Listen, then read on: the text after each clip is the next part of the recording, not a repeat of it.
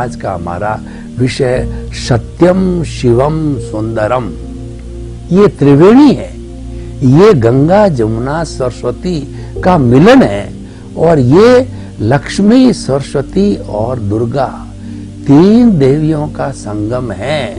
ये जो जैन धर्म के त्रिरत्न है, सम्यक दर्शन, सम्यक ज्ञान, सम्यक चारित्र। हमारी भारतीय संस्कृति में त्रि का बहुत बड़ा ऊंचा स्थान है, और ये त्रि होने से त्रिगुणात्मक सारी सृष्टि में तीन गुणों की है। तीन गुण कौन कौन से हैं? वो सत्व, रजस और तमस।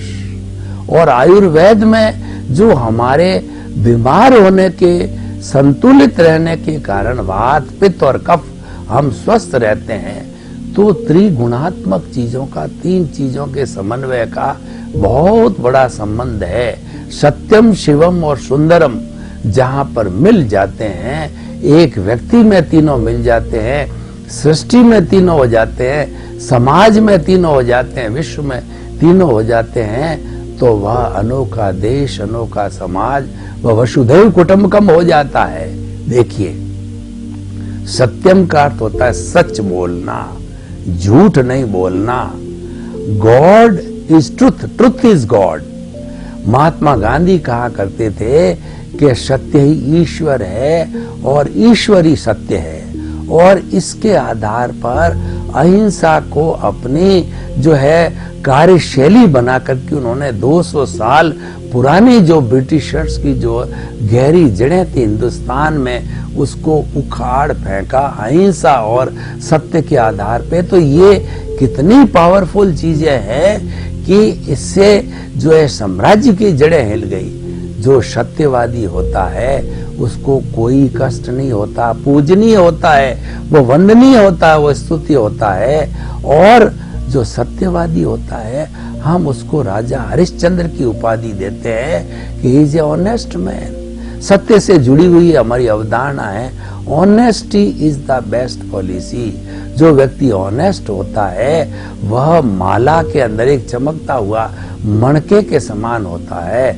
माला में मणके 108 होते हैं, लेकिन सत्यवादी जो मणका होता है वह अलग से चमकता हुआ दिखाई देता। सत्य का बहुत महत्व होता है, क्योंकि सत्य है वो वन साइडेड होता है। सत्य की कोई कोण नहीं होते हैं, झूठ के अनेकों कोण होते हैं, और एक झूठ को छुपाने के लिए 100 झूठ बोलने पड़ते हैं। मैं आपको उदाहरण देना चाहता हूं कि मान लीजिए आपने जो कोई गुनाह कर दिया और आपने बिना किसी वकील का, साक्ष्यों का सहारा लेके सीधा आप कोर्ट में उपस्थित होकर के और आपकी स्टोरी आपने जज को जो निर्णय देने वाला पनिशमेंट देता उसको सुना दी, अपनी परिस्थितियां सुना दी, अपना इंटेंशन सुना दिया, तो जज जो है, क्योंकि वो तो कन्फेस हो गया, वो तो सीधा फैसला सुनाता। और उसके मन के अंदर, क्योंकि वह भी मानव है,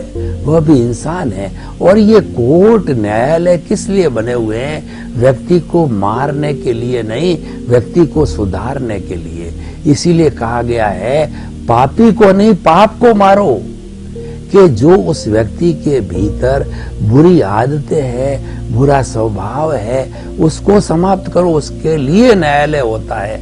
ऐसा नहीं है कि इस व्यक्ति को गोली से मार दो, इसने गलती करी है, और इस व्यक्ति को उसको सुधारने का मौका देना चाहिए, क्योंकि हर क्षण व्यक्ति बदलता रहता है।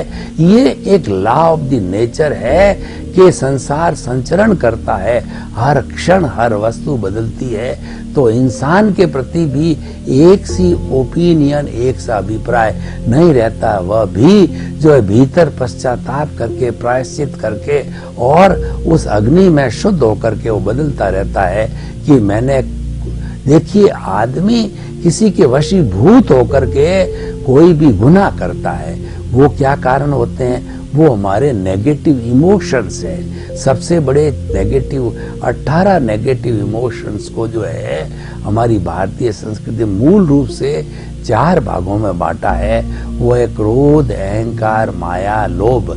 इसका एक शब्द कहो तो वो कषाय है, एक शब्द कहो तो मोह है, एक शब्द कहो तो उसके कर्म है, और इसकी सारी व्याख्या करो तो 18 तरह के नेगेटिव थॉट्स है जिनके वशीभूत होकर के व्यक्ति झूठ बोलता है। तो ये सारी सत्यम की बात हो गई कि सच बोलना चाहिए, सच के परिणाम बहुत अच्छे होते हैं। एक बार आपने सच बोल दिया तो आपका प्रायश्चित प्रारंभ हो गया।